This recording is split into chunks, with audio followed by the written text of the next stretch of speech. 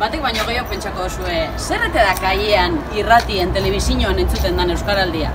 Izin be, apurke gure buruetan sartzean dabilen berbea da. Pregunta horrek, hainbat erantzun deukuz, baina fasilena baliteke hau zeizitia.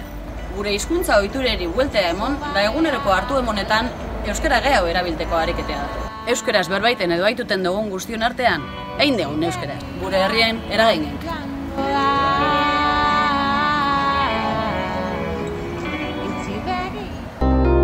Ematen duena baino errazagoa da. Nik ahoa bizi euskaraz egingo dut. Bale, nik belarriak prest. Probatuko dugu Euskal Herria osoan? Eta hau dana zelan ingogu, 11 egunetan rol bionetako bat hartute.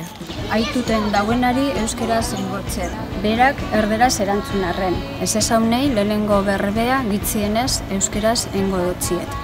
Euskara pozik entzuten dut. Ez da zu euskaraz ondo lertzen dut eta. Igual, erderaz erantzuko dutxut, baina zuk niri euskaraz zein. Háblame en euskera que ya nos entenderemos. Badakizue ba, ekimen hau ariketa sozial bat da. Batzuk euskeraz berba inde eta beste batzuk euskera aituteko prestegonda lortuten dana. Ez da iaibet, ez da euskeraren aldeko ekintza puntual bat. Ez da euskera salbauko dauen estrategie. Esan dugun moduen gure ohiturek aldatuteko eta hori aurrerantzean manteni duten saiatuteko ariketea da.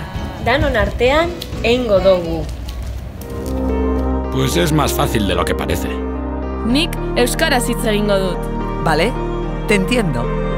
¿Probamos en toda Euskal Herria? Euskaraldia. 11 días en euskera. Nos va a unir.